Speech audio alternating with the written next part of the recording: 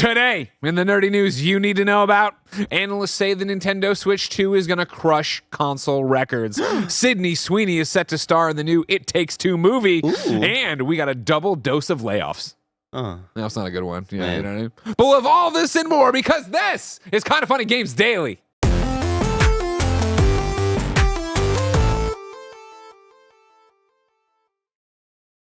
What's up, everybody? Welcome to Kinda Funny Games Daily for Friday, April 25th, 2025. I'm one of your hosts, Greg Miller, alongside the Hispanic heartthrob Texas treat, Latino heat, clicking heads and ripping them to shreds, the globe-trotting head shotting, three-point shooting, rootin' tootin', nitro rifle from twitch.tv, Andy Cortez.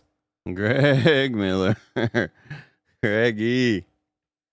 How you doing, man? I'm good. I'm okay. Greggy. Something's happening. What's up? You got your keyboard out. Typical Andy fashion. Barrett's like, are you ready to go? You're like, wait, I forgot something. And you ran off and came back. Well, it's it's obviously a very momentous occasion, everybody. I'd love for y'all to put your phones up in the sky. Happy birthday to you. Happy birthday to you. Happy birthday, dear Greggy. Happy birthday to you.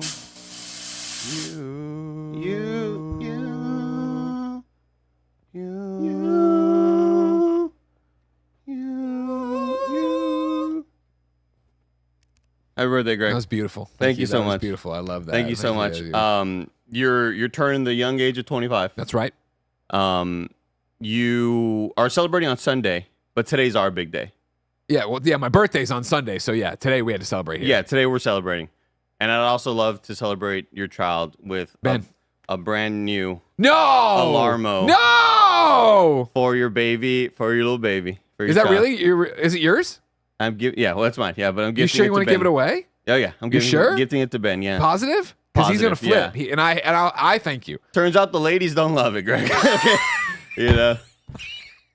They're like, oh, it doesn't work with more than one person in the bed. Yeah, yeah. Oh, it doesn't know how to read the motions. Or whatever. Oh man, so happy birthday. Thank you, Andy. Happy birthday, Greg. Give me a hug. Come here. Love you too. Everybody, happy birthday to Greg. Of course, we're celebrating my birthday today by streaming Monster Hunter for like 5 hours. So get ready for that, everybody, in the afternoon. Oh, really? Yeah. You're excited about that? I am, Andy. You have Twitch Prime. Hit it. Well, hold on. I'm trying to really get the, because we need to remind people. That's true. You have Twitch Prime. And hold on. You have Twitch Prime. All that for that. It's the Thanos thing. All that for a drop of blood. You could have just said it 7 times. Well, if you have Amazon Prime, you got Twitch Prime. We need to harmonize over it. So everybody, if you have Amazon Prime, you have Twitch Prime, and we got to help, keep the company in business so that Greg can have one more year as an employed. Yeah. As an employed person. I mean, you too. Well, me too as well. I would love to stay employed as well. Yeah. If you got Amazon Prime, you got Twitch Prime, give us that free sub. But of course, there's a million ways to help because this is Kinda Funny Games Daily. Each and every weekday on a variety of platforms, we run you through the nerdy video game news you need to know about live on youtube.com/kindafunnygames, twitch.tv/kindafunnygames, and podcast services around the globe. We'll do that one more time. Podcast services around what? The globe. Oh, okay. Podcast services around the globe. Here it is. I like that. It kind of sounds like a heartbeat too. Do it again. It's my birthday. We're celebrating me. It's my birthday. We're celebrating me. How many P's does one body hold? What if we counted them until we got old? We'd be up in the thousands by now. When will it end? Oh no, poop train. Really fell off at the end. Producers in the room like, I don't know if we want to use that part of the chorus.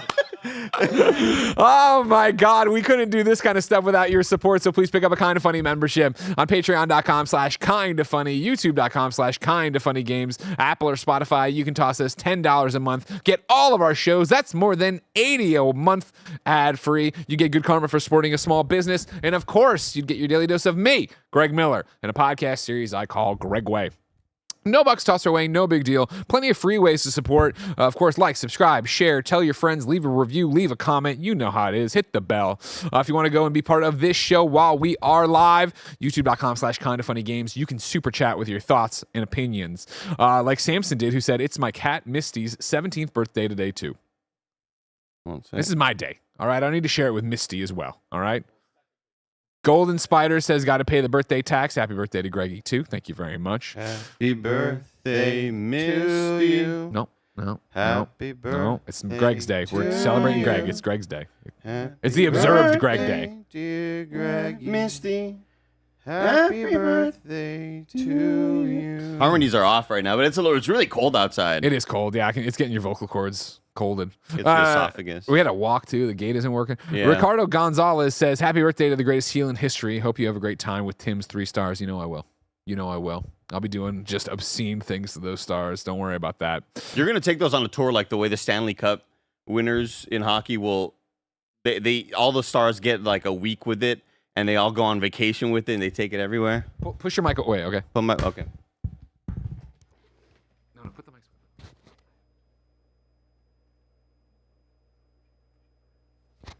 That's great. That is really good. And I mean, it might be small, or I might go like, hey, everybody in like the city. It's really good. I'm a psychopath. So I got to win now. I got to win. You have to. Portland Kevin says, happy birthday, Mr. 7 Stars, Greg Miller. And then Mellow Fellow says, happy birthday, Misty. And Greg. Happy birthday, Misty. Can I at least see a photo of Misty? Samson L., can you blue sky me? Why? Are you trying to like approve of whether the cat is pretty enough to get a... I mean, there's some the cat's cats... deserving There's of a happy some birthday? Cats that I'm like, yeah. Cool cat. And then there's other cats that I'm like, nah. Yeah, it's similar What's to... the example of a nah cat, you know? I don't like them when they got like the triangular fur. You don't like the furry ones. I mean, I like So them. is I your- like cat. so- I don't like hairless cats. Hold on, is your Palico a furless one? A furless No. version? Again, it's not furless. I'm not saying they need to be hairless. No, but not furless, but you know what I mean. Like, you know, when you're creating your Palico, you could make the real fluffy furry one, or I you got a could do normal. I got a normal one. I You made got them the all one with, brown, like, make them the- look like the- 40. Yeah, like the that one that uses the 5 The guard. one you had up first, honestly, Barrett, I'm more offended by. You don't really? Come on, Go fuck man. yourself. Rein it in. Go fuck yourself. You need to look like Garfield. Put up the black cat there with the pink ribbon. Now that's a cat you can set your watch to. That seems even more aggressive in the other way that you don't like. Listen, I call him like I see him. You're all over this the place one, here. Get it together. You're not a wolf. You're not a snow leopard. It's so cute. It thinks it is. Samson, I'm refreshing my mentions on Blue Sky if you want to get in there. Yeah, get in there, Samson. Get in there. I got to see what your cat What looks flavor is That cat's Andy cool. drinking? I'm drinking Monster Blue, Ultra Blue Hawaiian. This one tastes like pineapple. It's so delicious. Was drinking a lot last night playing Marathon. Huh? You enjoy Been Marathon? playing a lot of Yeah. Marathon. Can't wait to talk more about it. We have a GameScast about coming up, yeah? Marathon. Yeah. Yeah. Marathon. Dun, dun, dun, dun. I like it when the beat goes. Baby, you better go. I've been enjoying it, but last night was one of those moments where when we played with Nick and Mike, having the most amount of fun, winning some fights, losing some fights. Last night was not a VOD that you want to watch or stream you want to watch if you Okay. in any way want to be encouraged to play this game. Got it. Last night was me and Mike. Now, granted, we were dropping duos in a trios thing for a bit, and then eventually we got the homie Khalif, but to be our third in the trio. But the first 4 matches or so, Greg, it was like, ooh, what's like? We just We are spawned not in, good. ran into a building. No, not even that. Ran into a building. What the fuck are the? Oh, we're dead. We're dead. We didn't know that anybody was here. Gotta get your head. Gotta get your And head we weren't straight. even, it was just really bad. It was like, don't watch this if you want to feel like, oh, maybe I can get into this genre. Gotcha. 'Cause This last is night not was- gonna be inspiring. Last night was very deflating. And then we eventually had some better fights, but it was still pretty bad overall. A lot of the players doing the Call of Duty jump, Greg. Call of Duty Jump? Yeah, like when you run into a building in Warzone and you see someone just like run around a corner and they go, Ah, okay. fuck it. It's the worst, dude. The worst. I was like, get out of this game. Go play Warzone, you fucking freak, you know? Goddamn 12-year-olds. We're an 11-person small business all about live talk shows. After Kind of Funny Games Daily, you're going to get the Kind of Funny Games Cast. It is episode 2 of our Elder Scrolls Online podcast. Sorry. No, you're fine. I don't mind. Of course, this is us, me and Mike, sitting down with Rich and Matt from ESO, doing the deepest dive of my career. This is a 4-part series we're doing in partnership with ESO. It's already up on their Bethesda's YouTube channel. Of course, we'll have it up, like I said, after this. You can listen to it on our GameScast feeds. You can watch it on YouTube, watch it on Twitch, hang out with the other people. Most importantly, I encourage you to do it. Obviously, I know not a lot of ESO crossover necessarily. I'm surprised by how much there is, but ESO is not everybody's game. But again, this is about the business of making a game, and we have gotten now to, hey, we're launching this game, and oh shit, everybody hates it. So it's going to be an interesting response to what that was like, how they changed, what they did, and how they've managed to go for 10 years. So please check it out. It's like when people weren't interested in F1 and they started watching the F1 show on Netflix. You know, it's like because you're not into it, start to get into it because of just the ins and outs and the trials and tribulations and the big successes and then the oh shit. Yeah, it reminds you of like way back in the day watching Indie Game the movie. That being one of the first like video game documentaries I'd ever watched. Yeah. And you know, watching the devs of Super Meat Boy being like, I did not, you know, expect any of this, and then we were like, wait, why is our game not on the Xbox Live store, the Xbox Arcade or whatever? Yeah. It's a really, really cool moment. I just love hearing stories like that. And then after that, like you said, it will be a very long Monster Hunter birthday stream for me, Greg Miller. We'll hang out together. It is, of course, also Misty's birthday. We do have images of Misty from Samson. I have sent them over to Assets. That's a pretty cat. Misty's cute. That's a cute little kitty. See, first off, that's always cute, the face down thing. I think I used to have that bed too. And then, Misty. Misty's cute. That's a great photo of Misty right there. Happy birthday, Misty. If I wasn't allergic, I would vibe with Misty. The amount of Jen's allergic to cats, and the amount of times Ben goes, I wish I could have a kitty, but mom is allergic. he knows he can't have it, but he has that moment of like, I really wish I could. And then yesterday I picked him up from school. I get him in the car. He starts sucking his thumb. Like, Ben, you shouldn't suck your thumb. And he goes, but I want to. And I go, I know, buddy, but that's what makes your tummy upset. And he goes, well, it's my choice. And put it back into his mouth. I was like, damn, fucking. My body, my choice. He just got me on that one. I can't argue that. You know what I mean? I did see a commercial the other day of this guy who's like, I'm a scientist or whatever, married my wife. She has a cat and I'm allergic. So I developed this medicine, this pill that like really helps with allergens and things like that. And I'm really looking into it. Oh, yeah? Please do. Jen's definitely, her parents have cats at home. And so when she goes home, she will cuddle these cats and then be like, she's done the thing, we could get a cat. I'm like, no, we cannot get a cat, Jen. We cannot. It's so funny looking back and not understanding why I was in constant like pain and punishment, not being able to breathe when I'd go to my grandma's house because my parents were on vacation or whatever. My parents were doing whatever. My dad had a work thing. So we'd be at my grandma's house and my aunt had her cat there. And it was like, I just think back to never being able to sleep because of like just not being a runny nose, just red eyes. Same with that's me for dogs. Really weirdly short-haired dogs. Really allergic to like pit bulls and stuff. And anytime I go to my aunt's house, it was rough. Andy's the reason we got a dog instead of a cat. So congratulations, Lulu. That worked out for you. Yeah. If you're a Kind of Funny member, today's Gregway is 23 minutes about friendships or lack thereof in my post-IGN life. Thank you to our Patreon producers, Anatoly Ass, Delaney Twining, Carl Jacobs, and Omega Buster. Today we're brought to you by Imperial and Aura Frames, but we'll tell you about that later. For now, let's begin the show with what is, and forever will be, the Roper Report. Time for some news! 6 items on the Roper Report. A baker's dozen! Oh, I like that. Thank you. That's good. Number 1 on the Roper Report, Nintendo Switch 2 will be the biggest console launch ever, according to one analyst. Jordan Midler at VGC reports Nintendo Switch 2 is set to enjoy the biggest console launch in history, according to an analyst.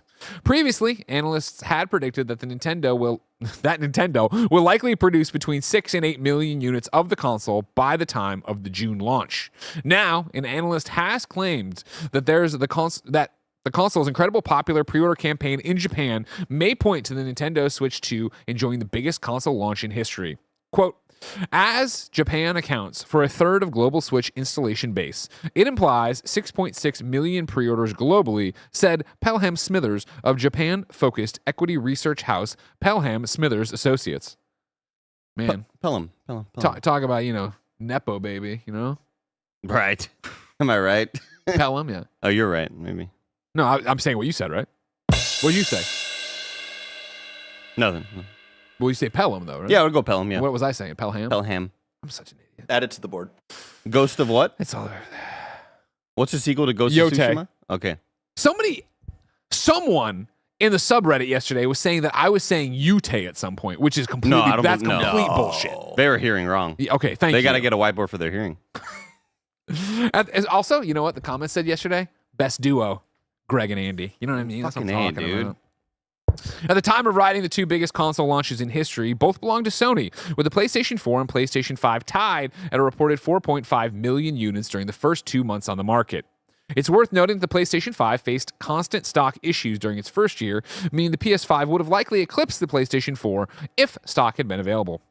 Earlier this week, Nintendo president Shuntaro Furukawa warned that a significant number of players in Japan will miss out on Nintendo Switch 2 pre-orders after 2.2 million applied for its My Nintendo pre-order lottery. Pre-orders for the console opened in the US this week, with players reporting constant issues with attempting to pre-order the console online. Pre-orders in the UK and Europe went live earlier this month following the Nintendo Switch 2 direct presentation. How have I not heard? What? I know we got people over there from the UK.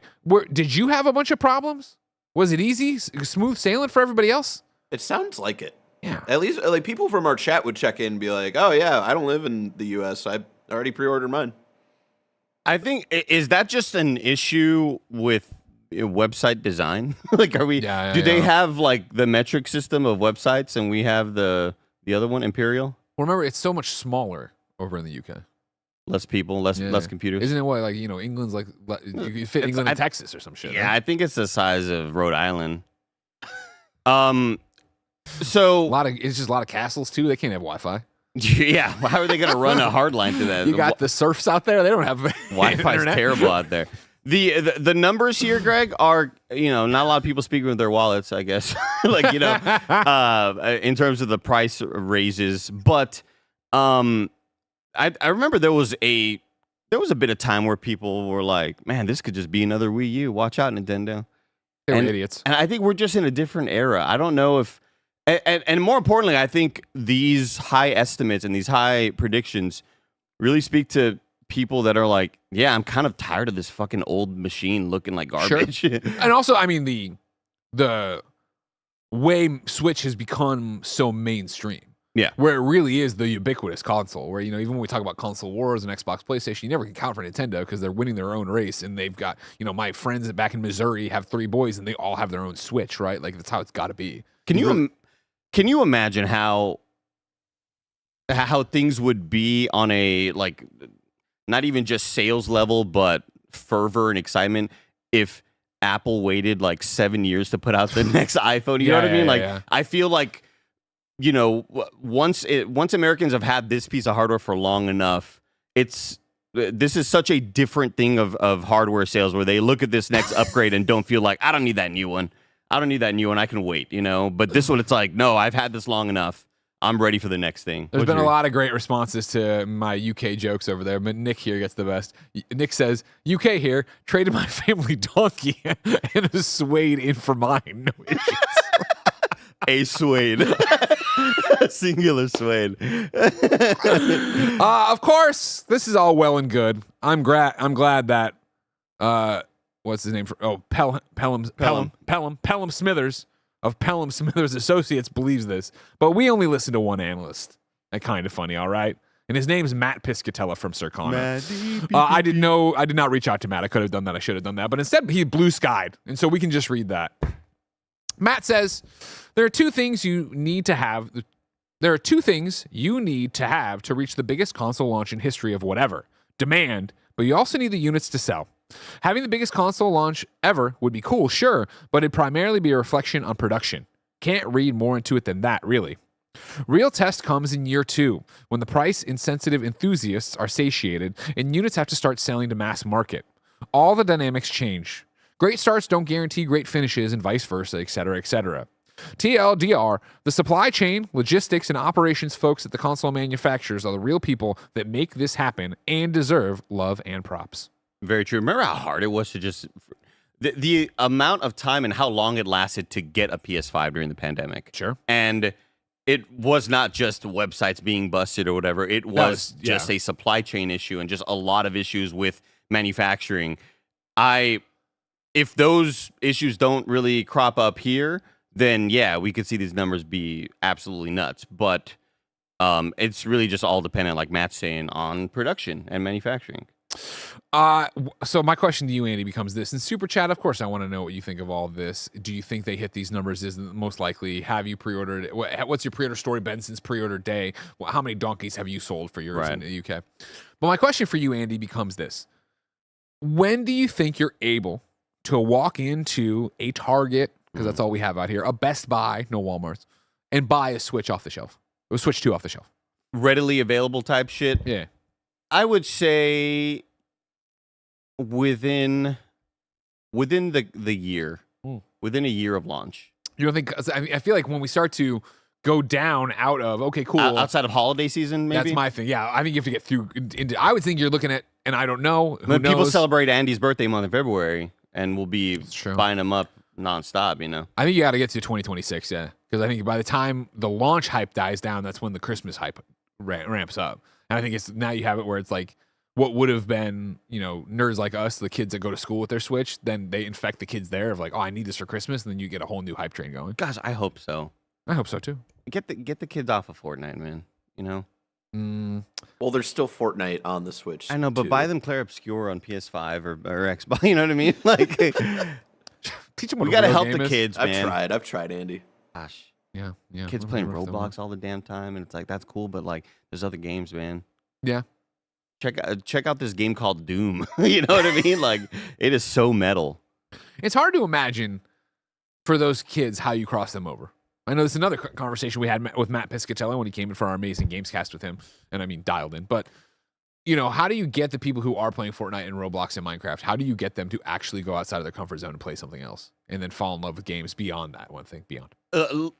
Honestly, I think that the Last of Us TV show has been helping out and can continue to help out. And if we continue to have really good, serious adaptations of serious IP, it just teaches people more that games are more than this. I will never forget going back home and having a PS5 that I had sent back to my parents' house. And when I was finally back home for Christmas, I booted up God of War Ragnarok, and I'm playing through that, and I'm just like showing the whole family, look how crazy this shit is, like how amazing this experience is so far. And then my sister-in-law going, so what do you do in the game?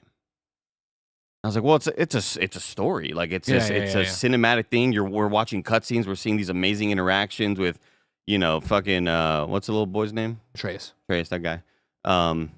Kind of funny, kind of feudy, or Game Showdown, last place. Name a character in God of War. I forgot what guy. I think I said Demetrius for the head guy. I forgot. And we're seeing these amazing moments play out, right? And then my sister-in-law being like, "So what do you do?" Because all she's used to is seeing my nephew run around in Apex, shoot other people, die. Yeah. Run around in Fortnite, shoot other people, die. And I was like, well, it's a story that unfolds. You're a character, and you get stronger, and you have this bond with your son that you're kind of exploring. It is a really adult sort of situation, but you're also fighting as the method of getting through all that. And it blew me away that isn't fully knowledgeable to a lot of people out there, to where they just look at video games and think, yeah, Mario Kart World or Mario Kart, and of course, the kids playing Roblox and Fortnite and Call of Duty. I was thinking about this last night, actually, of like how strange video games are game to game. And this is even from my own perspective. But it was that thing of like, okay, after today's Monster Hunter stream, I think I'm going to have kick the junk from my system. Where I'll be like, cool, I've accomplished what I want to accomplish for right now. You're going to uninstall. No. God, no. God, okay. Fuck, no. I'll be checking in. They do events and all these things. He's not a weekly, madman. Yeah. But it's like, I last night playing it, I was like, I'm in a great place with what I wanted from the Blossom Festival, what I want my gear to be, what I want. I don't need to be logging in. And I was like, all right, what am I going to do next? And I'm like, I'm going to go to Oblivion, because we're doing an Oblivion review so far next week. I want to get back to that. I've played here and there since then. But then it was that idea of like, I was like, I wonder how many hours I'm actually going to sink into Oblivion. And then I was thinking about like, if you were to there and actually take and do the math of an open world Bethesda RPG, how much time is me just walking to the next thing versus when you're playing. I was thinking of Ben playing Donkey Kong Tropical Freeze on his Switch, where it is there's always you're constantly doing something, right? But when Ben looks at me playing in Oblivion, which he hasn't, but if he was to, I think he's seen me play Starfield, right? Me just running across the planet, me just running out into Tamriel, right? And it's like, yeah, okay, I fight a wolf or whatever, but I'm not on to the next thing immediately like you are in that kind of game, and how that, juxtaposition is for people when they start to actually consider what games are. Yeah. Barry, you popped in. Something I also just considered that I don't know if a lot of people have is kind of with the free-to-play stuff that is easy access for kids to get into.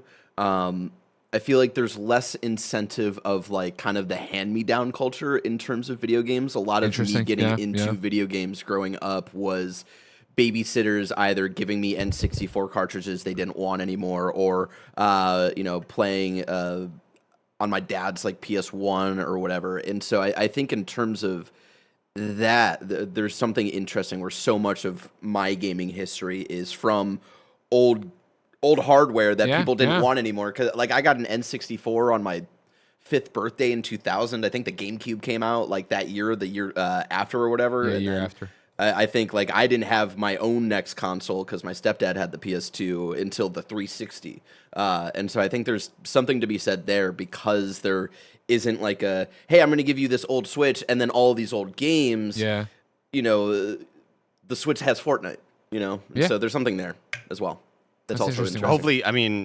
Hopefully, like I was mentioning, these awesome TV adaptations kind of showing people that like, hey, the gaming is more than what you think it is. But also, we have Grand Theft Auto 6, and that going to be the massive phenomenon that it's going to be, and kind of maybe just hopefully reignite and make people kind of remember. You hope so, but it's also this like medium it's is. just so.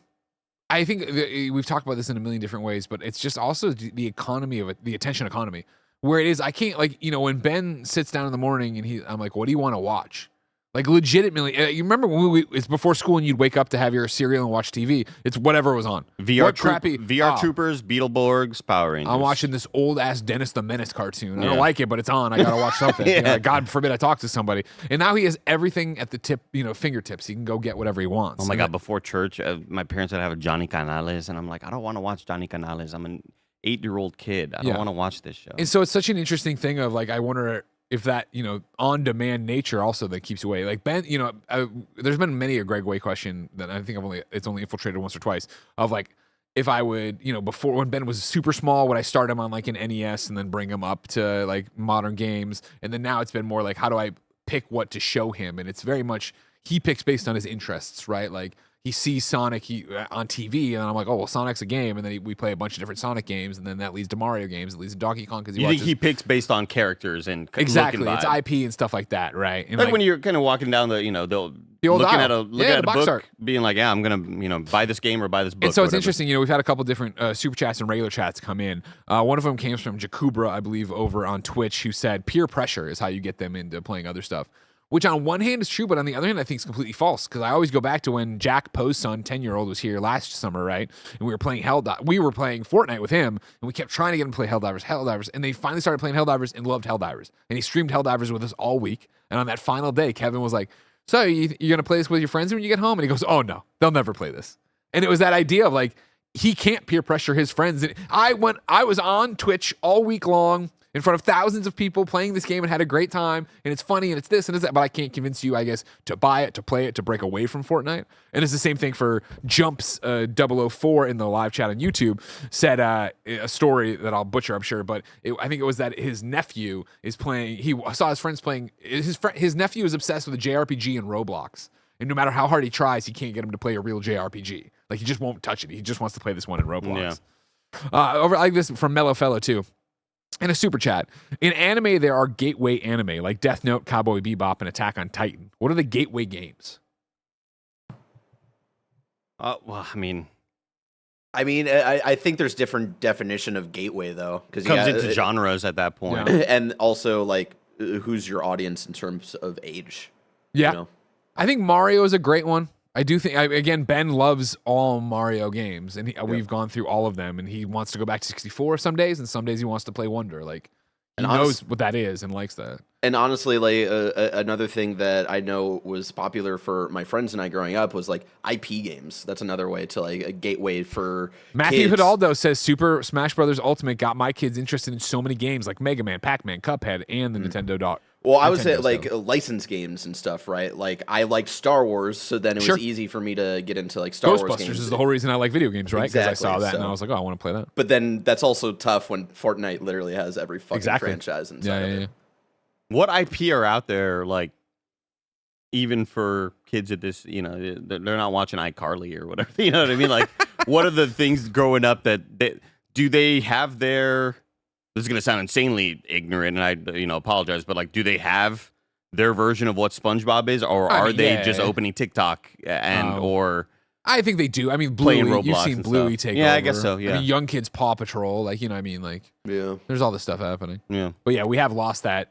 You come home from school and what's on? It's Ghost Rider. It's fucking Carmen Sandiego. Because they're all watching anime now. Yep. I think Marvel has a big portion of that as well. Yeah. You know, there's a lot of kids that would look at a superhero game and go, "Oh shit, that you know, I love watching the Spider-Man cartoons or the movies or whatever. Yeah.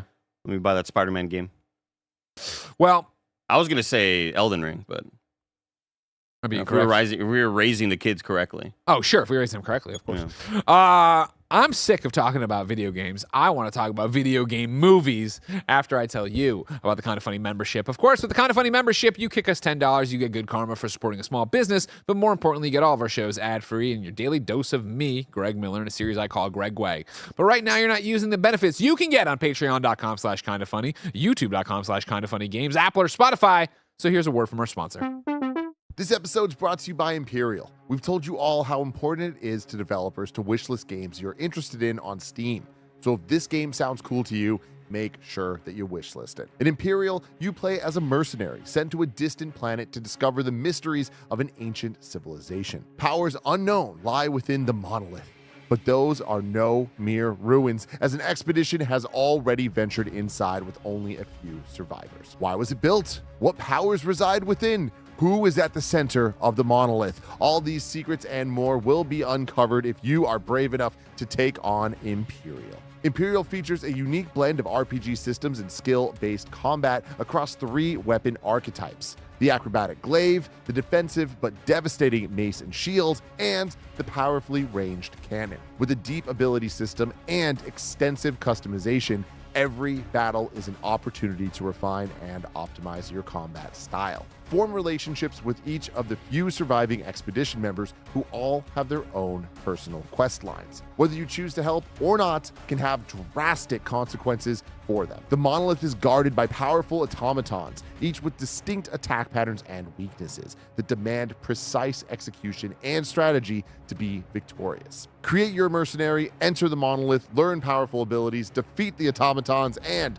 uncover the secrets that lie within Imperial. Imperial is available May 8th on PC, Xbox S and X, and PS5, but you can wishlist now. Do it! Wishlist Imperial. This episode's brought to you by Aura Frames. If you haven't called your mom in a while, here is your reminder to do it. But then if you want to go above and beyond, Mother's Day is coming up and I have the perfect gift idea. Aura Frames are incredibly smart and easy to use, allowing you to upload unlimited photos and videos directly from your phone to the frame. Plus, you can order the frame online and preload it with photos and videos using the Aura app, so it's ready to go right out of the box. It's a gift so special, they'll use it every day. Trust me, Gia's dad does, Greg and Kevin, and a ton of people here at Kind of Funny are obsessed with their Aura frames. It takes about 2 minutes to set up a frame using the Aura app, and I know that from experience. Aura has a great deal for Mother's Day. For a limited time, listeners can save on the perfect gift by visiting auraframes.com to get $35 off plus free shipping on their best-selling Carver matte frame. That's AURA frames.com. Promo code kinda funny. Support this show by mentioning us at checkout. Terms and conditions apply. And we're back. A shout out to Cyborg TV, who over on YouTube commented on the Elder Scrolls podcast episode 2 on the Bethesda channel. Kind of funny brought me here. I never played ESO, but the talk is so interesting it kept me coming back. I think I should pick up ESO. I had it earlier, Greg. Crush that. Number 2 on the Roper Report, Sydney Sweeney to star in split fiction film Adaptation from director John M. Chu. This is Jennifer Moss at Variety. Sydney Sweeney is set to star in a film adaptation of hit video game Split Fiction with John M. Chu directing, Variety has learned.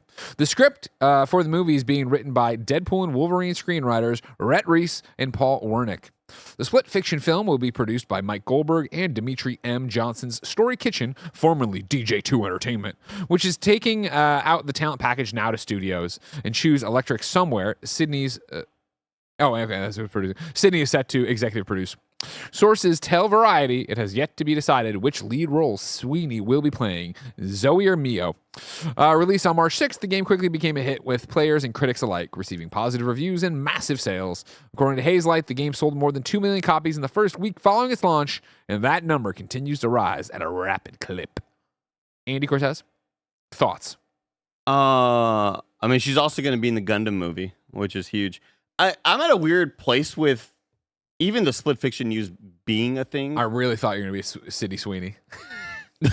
Real racist family. No, I'm kidding. But it kind of reminds me how I felt when you go, oh, they're making a Twisted Metal TV show. Like, am I in that weird universe where Twisted Metal is like the #1 IP? Like, I understand Split Fiction, great video game. Yeah, and that's who she's got to be, right? She's got to be the redhead, the fantasy one. Is that can she do an English accent? Because that girl has an English accent. Was that Zoe? I forget if that was Zoe. Is that Zoe? No, I think the other one. Other was way Zoe. around. That was Mio. No, maybe you're right. I think Mio is the dark haired. Well, maybe we don't care about accents at this point because it's not. Maybe they're just casting people. But remember, if I'm right, Mio was the one that she's like, oh man, it's so rough out here because of my personal life, and I don't find joy in anything until I find my friend, and we go through this. I don't know. I appreciate that no one's been able to correct. Never played the game. No one is corrected finally someone at the Neo Ashi says Mio is the dark hair. Yeah, I was right. Nailed it. Okay. Never beat the game. Thanks, Mike. Won't answer my text. Mio's the tortured dark soul. Not Dark Souls. I just think it's kind of odd. Like, I'm happy that video games are getting more attention to... I'm sorry, I gotta stop you. TJ Electronica says Jenny Ortega as Mio. You're right there, you got a motion picture. That's not bad. That's really good fan casting. That's fucking real good, actually. Fan casting. I'm happy that more and more adaptations are we're sort of... We've eclipsed the comic book movie, and we're going into video game movie, and more and more of these IP are going to get greenlit.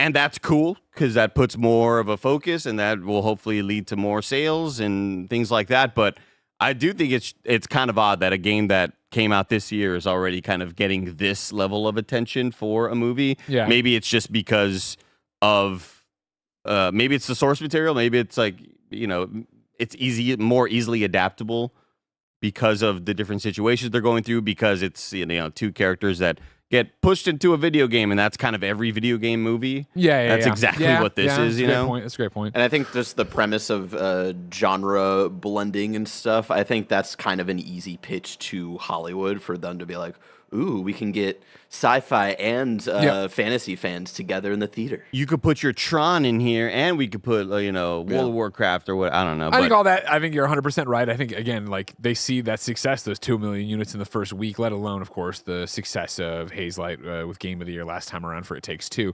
You know that, you see that, they've got the juice. And, again, remember what we're talking about here and how movies work. They've announced this with Sydney Sweeney attached and John Chu attached, right? So, and now we're going to studios. So, you're still quite a ways from the next step of this getting made. I remember when they optioned an Antler movie back in the day when I was at Mizzou. Somebody wrote a script about this thing, and it was going to have one of the first bachelors in it. And, I was in charge of the Antlers at the time, so I had to give interviews and stuff. That movie never happened. You know what I mean? It's just things getting snatched up and what's going on. I think, again, to your point, what you and Barrett are talking about, it makes sense why you can show this trailer to someone and they go, I get what this movie would be. Right. And, it's also important to note that it's April 2025.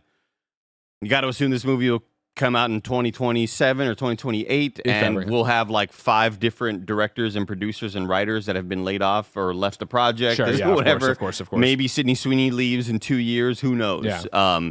Because that just kind of seems to be the story with a lot of these things. You bringing up the Antler thing always reminds me of way back in the day reading that I'm Mark Wahlberg. Mark Wahlberg's production company buying the rights to the Coheed and Cambria story for movie rights. Yeah. And I was like, holy shit, they're making it. And then like it never That never happened, happens. of course. Yeah, you they're snatch just that up, buying and rights. do nothing with it. In the chat, you had mentioned you've never finished Split Fiction. Alex Frazier does super chat and say, "What are those unaccounted 4 hours, Andy?"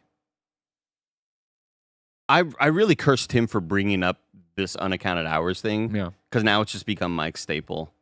sure. And it's just He's not creative enough to come up with. Yeah. It's like that time that he definitely heard a phrase, a folly of errors, and then repeated so it. good. Yeah, like that's not something he ever learned in school. Yeah. So you have no answer for where it is. I mean, the unaccounted 4 hours are just, I saw you for 12 hours today. Give me time. Give me space, you know what I mean? Yeah. Where's Mike text back to Andy? Last night after I was like, all right, that was my last one in marathon. No, it's not. You hit the button. Like, no, I have games daily. I need to stop sleeping. Yeah. Joe Farah. Joseph Fares? No. Oh. Farrelly. I think I got it. It's not Farrelly, but Farrelly. Maybe it is Farrelly. Anyways, Joe says Sydney Sweeney doing Split Fiction, Outrun with Michael Bay, and the live-action Gundam movie. Sydney, come on the podcast. If anybody knows Sydney Sweeney and wants to put in a good word for us, go for it. Of course, yeah. The pop culture princess, you know. Is that what they're calling her now? The word on the street is she's single, though. TMZ. I don't know if TMZ said that. I thought she went to Glenn Powell's wedding. She went as his date to his sister's wedding, and everybody flipped out. When was this? It was like right after they broke the news of her and her. Was fiancé it when she splitting up. showed that photo with the no ring on her hand or whatever? No, I don't think so. But maybe I haven't seen that. You photo. got to come here for all your news, everybody. Like we should do. She's so tied in now. Right. We can start doing this Sydney Sweeney report. You know what I mean? I'm down. I'm done. Everybody, when Bless gets back, let him know we need to be posted on Sydney Sweeney news as well. Sydney Sweeney, Glenn Powell, sister's wedding. Here. Are you making sure this wasn't in your multiverse? No, I'm going to read to you the real thing. You know what I mean? Okay. Well, I haven't heard this. So this is breaking news to me. Oh shit! And from when? This is from April 2nd. Oh, okay. Glenn Powell says this is why Sydney Sweeney was actually at his sister's wedding.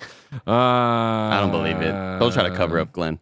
He insisted there's a simple explanation for why she was there, and no, it wasn't as his date. Quote, Leslie and Sydney, the sister, are obviously great friends, and it was a hell of a wedding. The Powells know how to do it right, he said. Okay. Well, I'm not buying it, Glenn. Yeah, You're too pretty for that. Yeah. I'm not buying it, Glenn.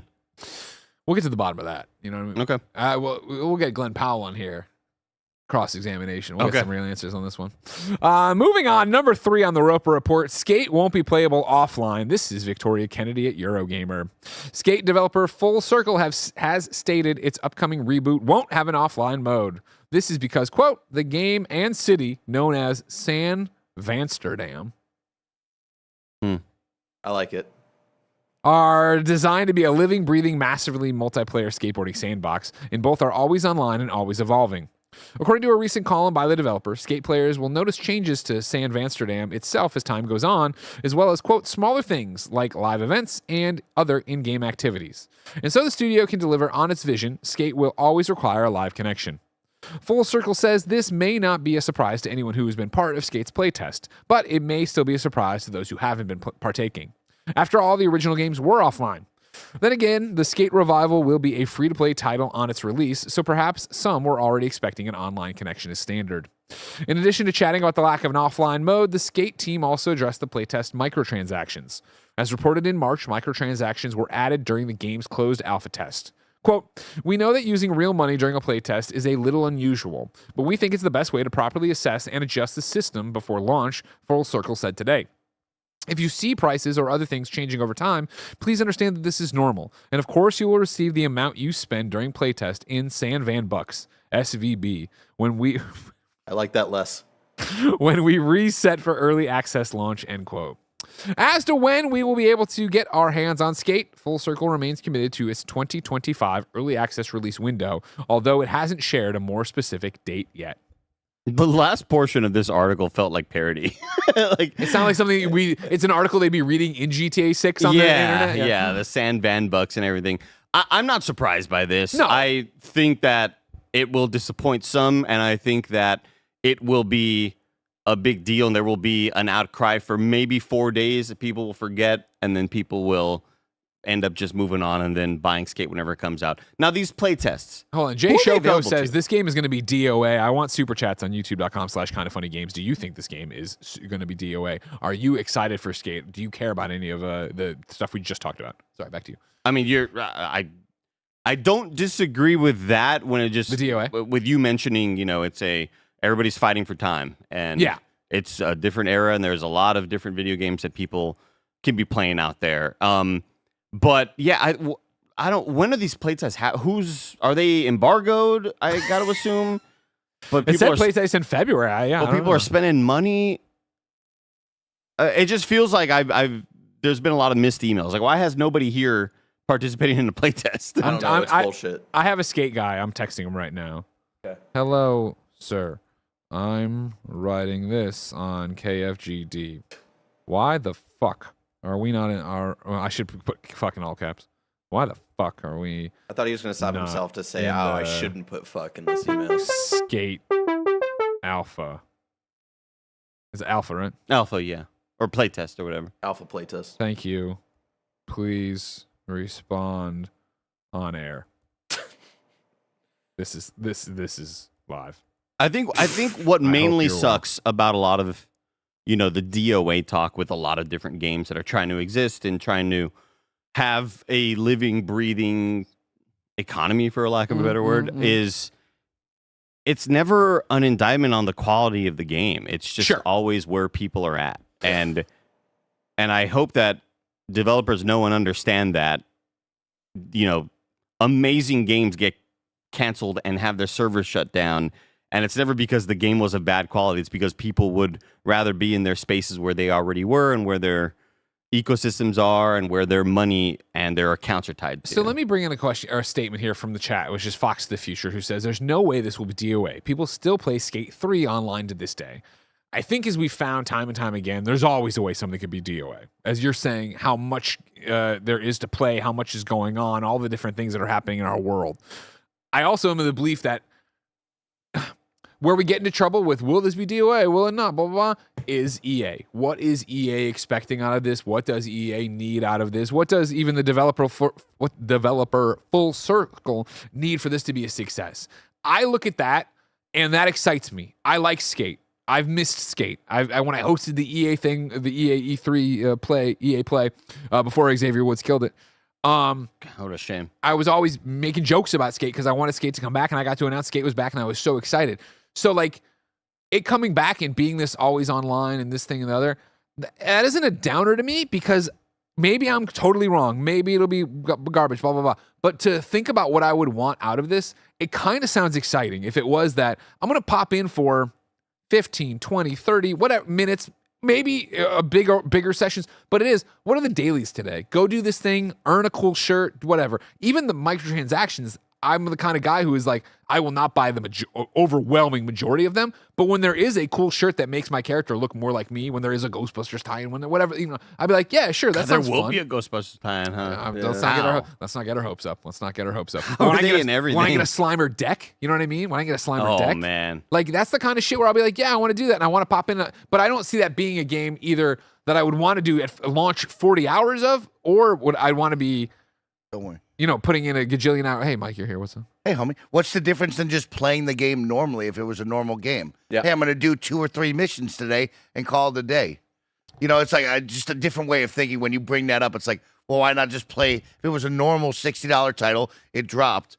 Oh, I'm just going to play 3 missions today and call it a day. I imagine there's going to be a bunch of missions and stuff already. Are you Connor, arguing me, or are you? No, I'm just wondering, like, your school of thought on this, because I think a lot of people have drawn the line on now this is a live service product when it should just be Skate 4, right? Sure. Like $70 out the bag, give me the full experience. Because I think my worry goes to now with this live service thing is we're going to play early access, and all of a sudden I'm going to jump in to Fansterdam, and it's going to have 4 dudes with missions, and then eventually those missions will run out. And it's like, well, now I'm jumping into an open world to skate, which is what I want to do. But it's like, I would rather just have a full world that is already created, and I play at my time, not on your time. So you're coming in with a very worthy argument, and I appreciate that and I love it, but you're fucking wrong. No, I'm kidding. No, of course, if they launch in early access and there's 4 jabronis giving you things and that's it, that sucks. I hate that. And now, of course, is that going to be the full game when we get to launch and it is 1.0, whatever. My counter to that would be 2 examples of I think that do it well so far and that don't do it well. Number 1 being Monster Hunter, where you know how much I love Monster Hunter and how much I've played Monster Hunter Vanilla, and here's this Blossom Festival with new shit to go earn and no stuff to do, and they've already put in more monsters and they're putting in more monsters. I'm gonna put Monster Hunter down, like I was saying right after our stream today, until there's the next big update I want to come back to, because that's exciting for me, right? I like being able to come back to a world I'm invested in. My counter, so like that's right there of like why I wouldn't want it just to be, hey, here's the package skate and it's done. I'd rather have a reason to come skate over and over again. My other example of doing it wrong, I think, is Animal Crossing. Animal Crossing was the biggest fucking thing in the world. It had a tiger by a tail. We all love that. I love that so much. Majority of us all loved it so much, right? Played the fucking shit out of it. Was checking in every day. And then it was like, oh, that's it.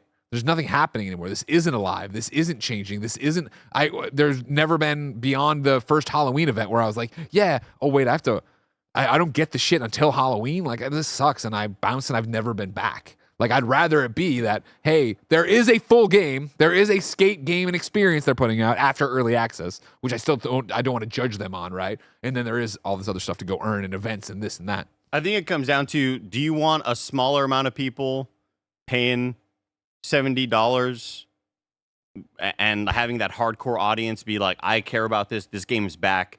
It's sort of like the Madden kind of thing, where it's like football fans and Madden fans want to get the Madden game every year, right? Yeah. Can you sell a smaller amount of people on a $70 product, and is that worth it for your studio to then fund the next thing or whatever? Sure. Or the live service game that's free, and we hope a lot of y'all people are spending money on it in order to fund whatever this is. Because if you're not funding it and if you're not keeping it alive, it will die, and that looks like a failure.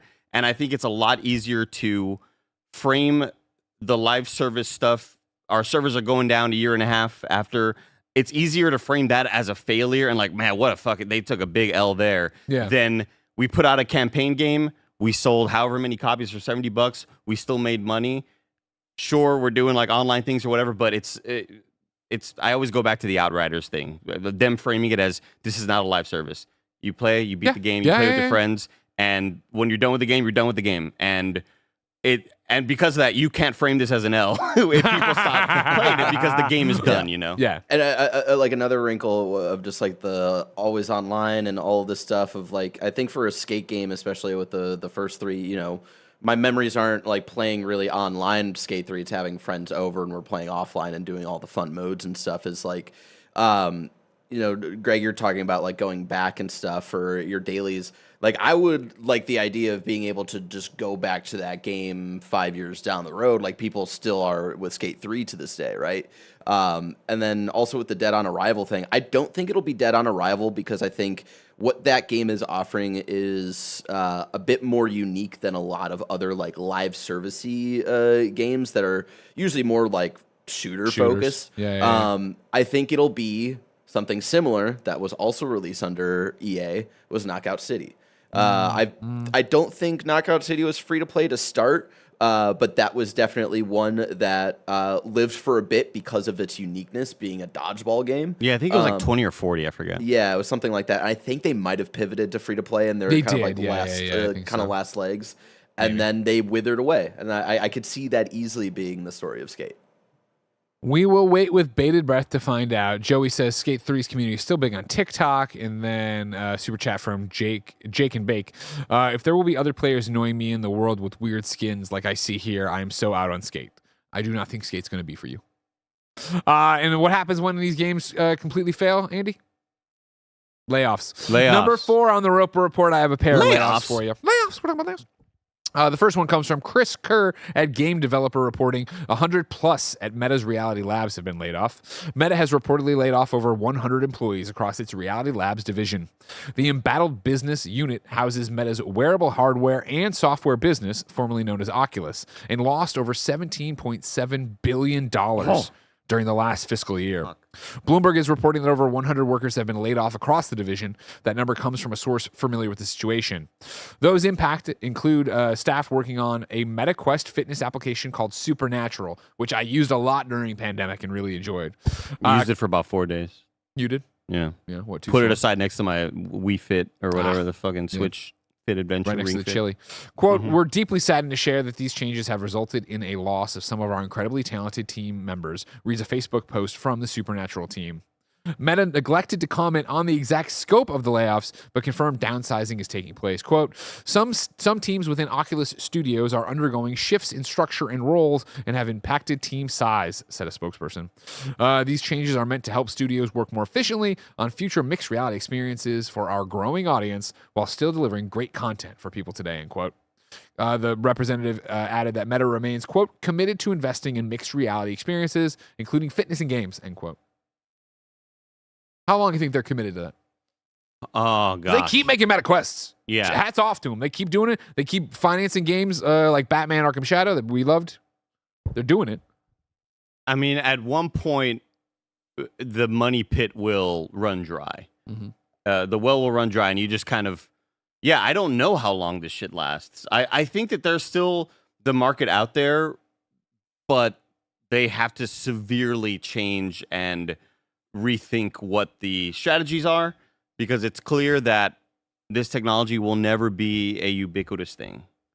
I don't think these headsets or anything, until they get to the point of your Ray-Bans with the camera, I like love those until they become way less cumbersome, this will never become a cell phone. This will never become something that is always on you until it's something that isn't gonna hurt your head or leave marks on your face or get your head sweaty or get you motion sick or whatever. Because I still deal with like motion sickness stuff as well. I think they just have to. It seems like they're doing, obviously, with these layoffs. There is a reshift in what are we doing and who are we even going after anymore. Yeah, I think VR is such a closed off experience that I think it just dampens the excitement of it. Again, like when I finally get time to go play downstairs, I don't feel like or when I went playing on the couch next to Jen, I don't want to strap a headset on. Yeah. I don't want to move everything. Like when I was doing Supernatural, we live in SF apartments, right? I had to get up and move the kitchen table. How sweaty was that fucking forehead? I bought a special one for it. Okay, all about it. So VR is an interesting case, but we're talking about layoffs. We'll get back to that. Don't worry about it. For now, next one comes from Samuel Roberts at GamesIndustry.biz. The Big Con developer drops an unconfirmed number of employees. The Big Con developer Mighty Yell has laid off an unconfirmed number of employees as it approaches the release of its next title, All Systems Dance.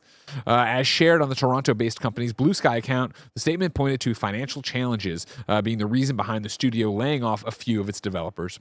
Quote, "This is not a decision we came to easily, and we know the impact it will have on our team and community. We want to be transparent. We want to be as transparent as possible regarding the layoffs and the difficult state of funding in games. We are still on track for the release of All Systems Dance, and we will share news about the launch very soon. But right now, what's important is supporting our team through this tough time. While we wish layoffs could be avoided, we are hopeful that we will get through this difficult chapter and bring as many members of the dev team as possible in the near future." End quote. Mighty Yell has put out 2 games so far. The Big Con in 2021, an adventure game set in the 90s, while Night in the Attic is a 2023 first-person VR game about interacting with an intricate labyrinth board game. All Systems Dance, meanwhile, is a rhythm action adventure game set in a dystopian world.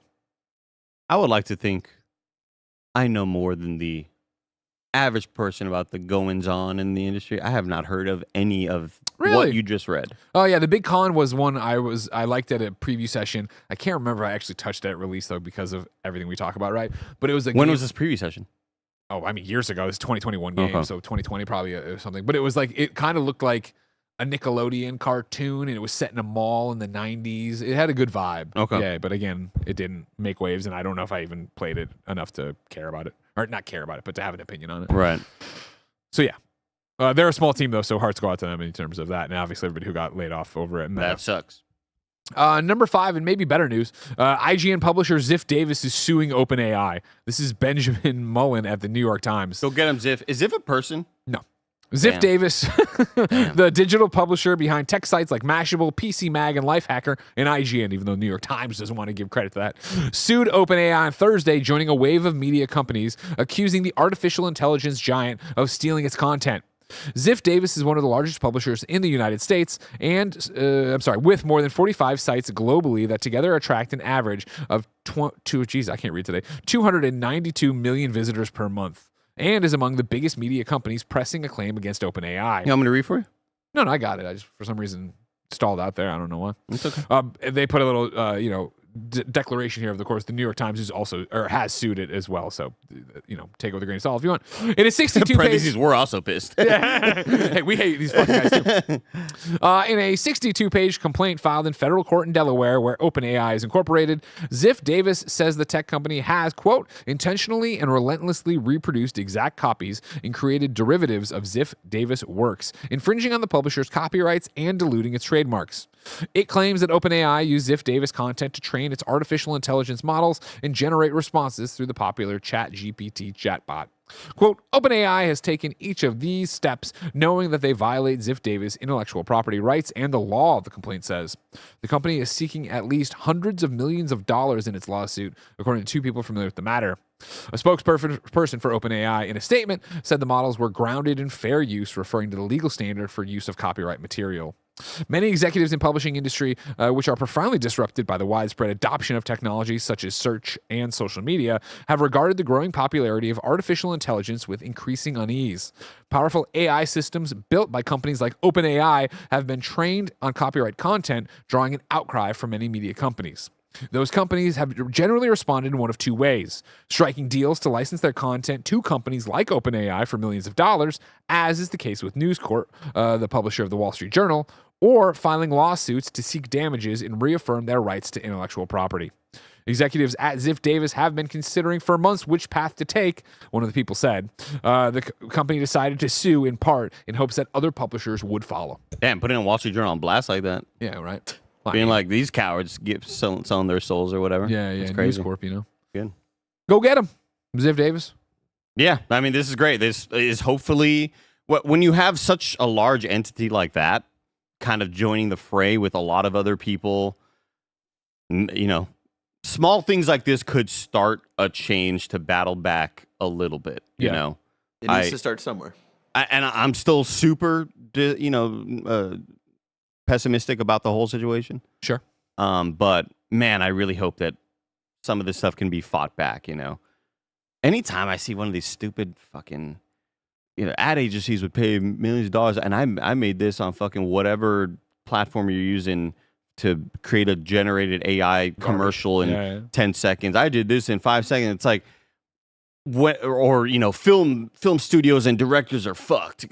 Graphic designers are fucked. It's like, okay, but I look at this and I'm impressed that a computer could do this, but I watch shit to be impressed by people's creativity. Yeah. I watch and consume media to be like, God damn, a person made this? Holy shit. I'm not watching to be entertained by a computer making whatever. It's always like the human element is why I consume art and media. And fuck, man, it's just, God damn, sometimes you just wish the meteor hit the whole planet. Seeing those ads of like, oh, these people are fucked. It's like, cool. It's really haunting to see how many people out there don't understand the point of art, And by the time they do, it'll be too late. And are normalizing it. I legitimately had such a fucking depressing weekend. The weekend that I think it was Twitter AI, or I don't know who was doing it. That when all of the Ghibli films started popping up, or the Ghibli AI images. That whole weekend was like some of the saddest I felt in a long ass time. Not only because of what it's doing, but the amount of people normalizing it and then thinking like, man, you're stealing the art style and using a computer to do what the White House, making fun of the immigrants, whatever the hell's going on. and you're still in the style of a person whose like sole existence was to be an environmentalist and to be creative, and the things that you're doing are killing the planet faster because of how much energy it requires. It's just like, it's such a movie plot. Yeah, 100%. It feels like just the most seems evil thing possible.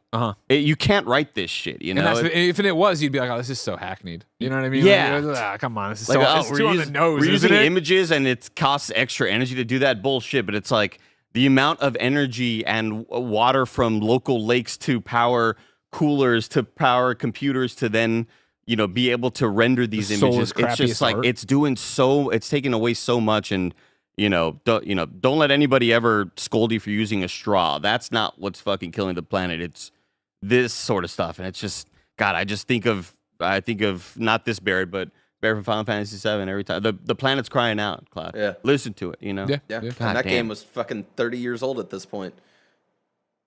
Sad. It's crazy. God, I nailed it right there the first try. Ben's got it, I bought it, but it's like he's got the I Am Superman book that I like a lot.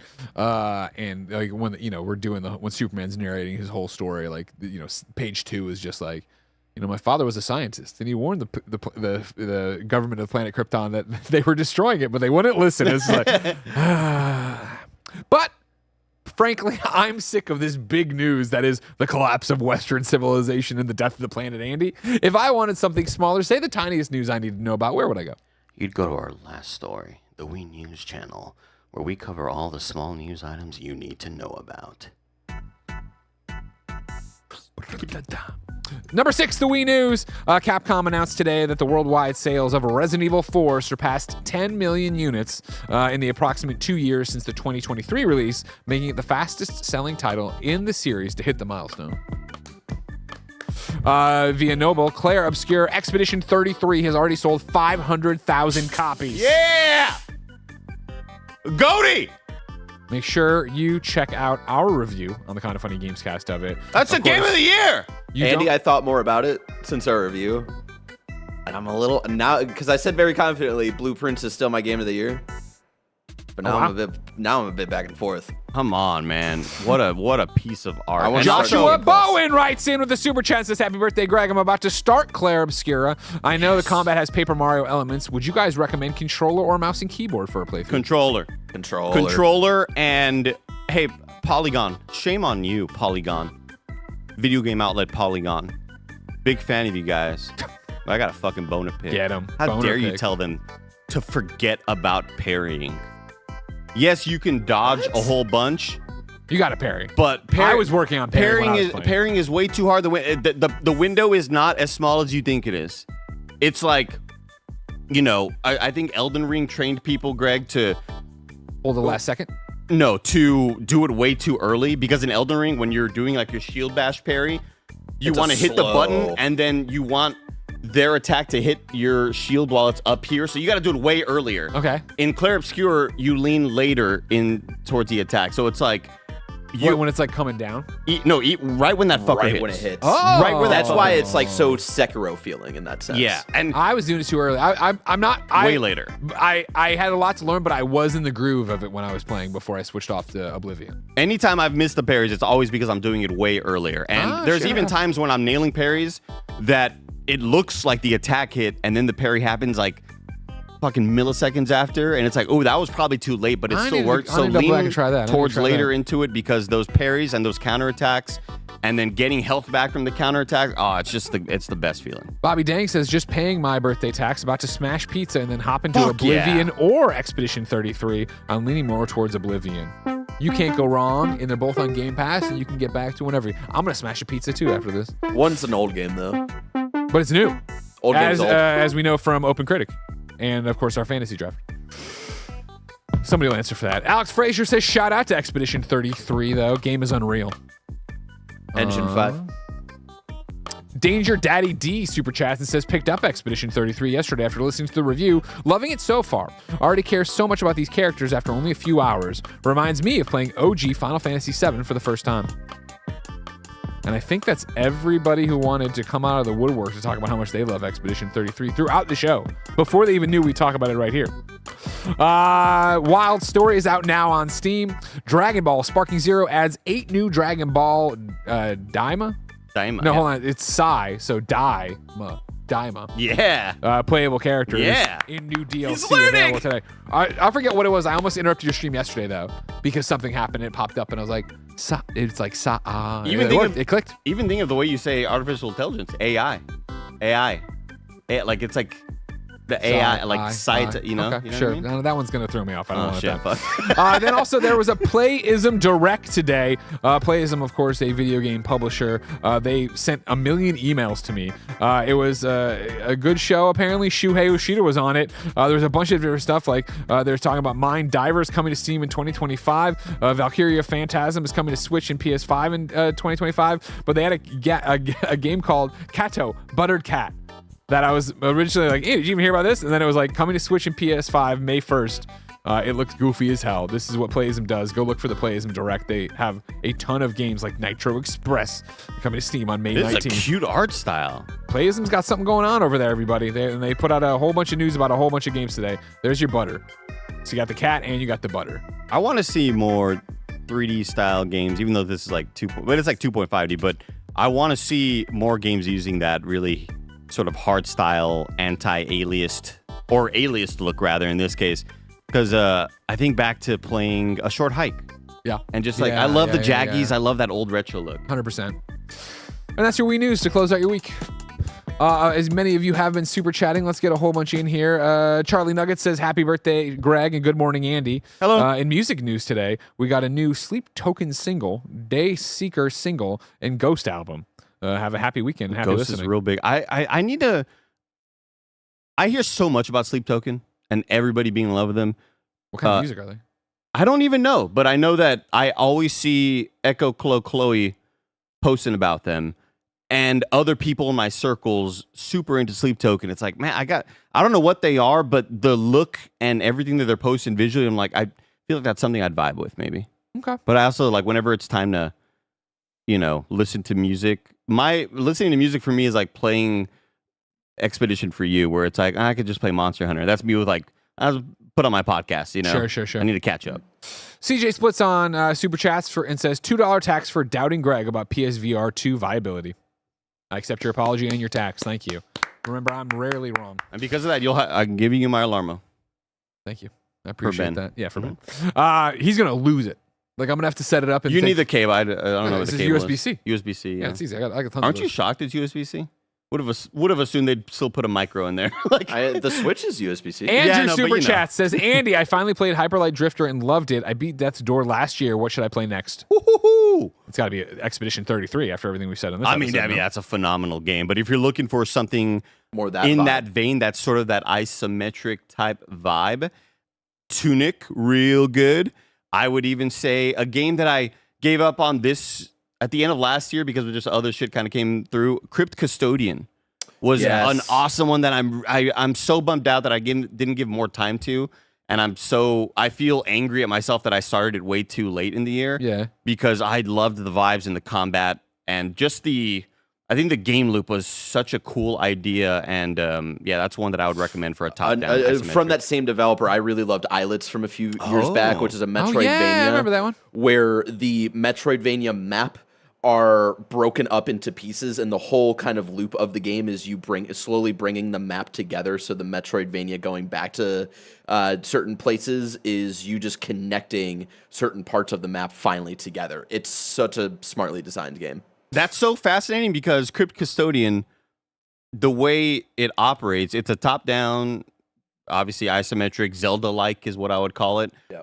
And there are certain elements of it that are roguelite inspired, but it's not a roguelite. It is still a story, but you'll walk up to a little shrine or totem or whatever, and you walk up to it and it'll be like, hey, you'll get this sick-ass power right now, but you have to kill 5 people without getting hit.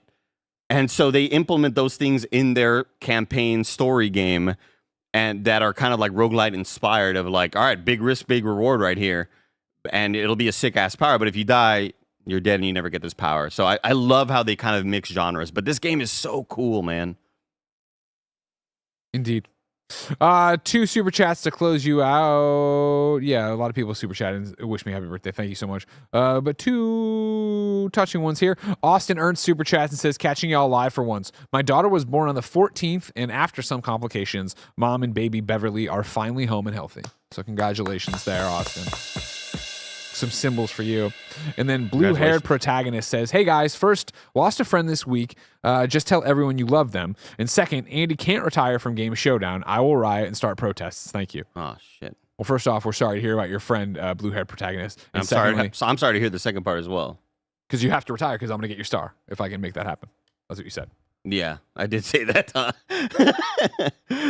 Hell yeah. I am playing into the evil. Everybody, that's another episode of Kinda Funny Games Daily in the bank. We will be away until Monday, of course, because we're here each and every weekday to run you through the video game news you need to know about. However, Kinda Funny's far more than just Games Daily. We are a live talk show network. So right after this, you are getting episode 2 of the Elder Scrolls Online podcast. This one talking about a very rough launch and how ZeniMax Online Studios course corrected to keep this game afloat and, of course, succeeding since it's celebrating more than 10 years now. Please, even if you don't like ESO, check that out. It means a lot to me because I love that interview and I love being able to talk to people for this long about one game, and you have 2 more episodes after this. So there's a lot going on. It's a labor of love over here for that one. And after that, it'll be my birthday stream playing a bunch of Monster Hunter with Mike and Joey. Of course, no matter where you get the show, please consider picking up the Kinda Funny membership. $10 gets you all of our shows ad-free and the ability to watch my exclusive podcast, Gregway, each and every weekday. It's 15 to 20 minutes. Yesterday was 25. I think today's 24. I'm out there. I'm crushing it for you to give you big old podcasts. Andy, excellent work today. Greg, excellent work. Until next time, everybody, it's been our pleasure to serve you. AVPPP.